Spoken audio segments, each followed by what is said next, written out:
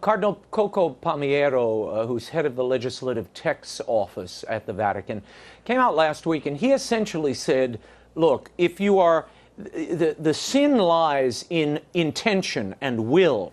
So if it is my intention to stop sinning, but for whatever reason I can't, then that is a situation where that person could validly go to communion. I mean, that's what he put forward. Now, they were talking in this case about people who are living in an adulterous relationship, a second marriage, or maybe some other kind of union, while married or after being civilly divorced. Your thought on that? How valid is that idea?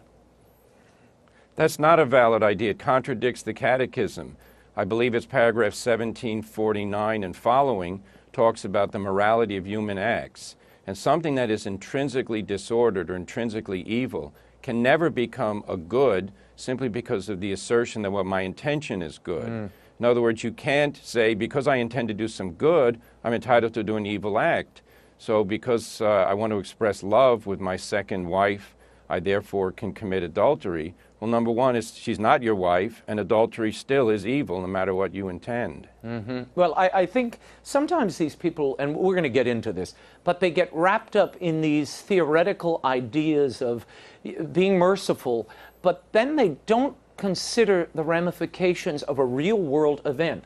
For instance, if I decide tomorrow, I meet a girl on the street, we fall in love, I decide to move in with her, we have children, and I say, well, I can't leave this relationship because I love these children. The children would be scandalized if I just walked out.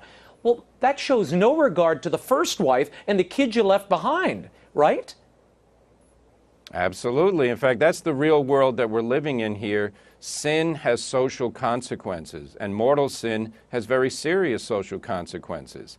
The fact that you have, some person may have done something wrong does not entitle them to continue in that status of doing wrong because they don't want to make a change. They're afraid of what's going to happen. Well, look, that's the whole point of the Christian life. Conversion from sin will produce some anguish, but it'll produce good.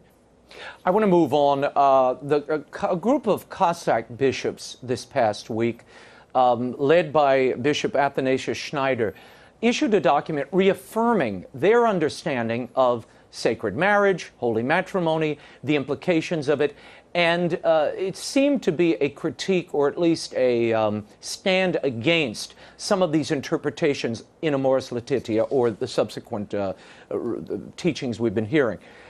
In it, or in an interview rather, Bishop Schneider cautions against becoming victims of what he called an insane pope-centrism, or a kind of popolatry.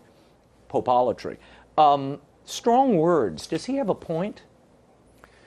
Well, I think he has a point because precisely these people are coming along and saying, forget everything that John Paul II or Benedict said as regards communion for divorced and remarried. Only what Pope Francis says in AL and Amoris Laetitia counts. And the Church has never said anything like that.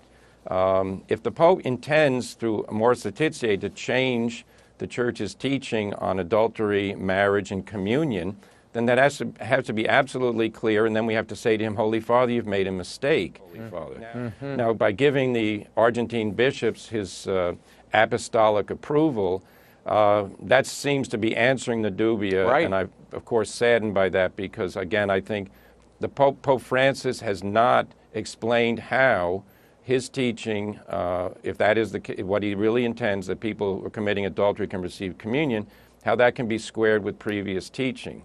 So, the bishop in Kazakhstan, I think, are heroic in, without an annulment. Exactly. And an annulment is finding that there was no marriage in the first place. So we're talking about those who are invalidly in second unions. But the Kazakh bishops deserve praise, in my opinion, because they're raising this discussion precisely to the appropriate level, which is, what has Catholic doctrine always been? It needs to be defended, and if it's being misstated or misinterpreted, that needs to be rejected. This is in no way an attack on the person of the Pope. I see it precisely as an act of loyalty to the Pope and to the See of Peter, that we would say, Peter, We need clarity here. Well, they say in the letter they see it as part of their obligation as bishops to raise this question that they see as contradicting or perhaps confusing the magisterial teaching. So, look, that's their function. It's not a layman's function. It's the bishops at their proper level, and they're doing what they're supposed to be doing. Now, we have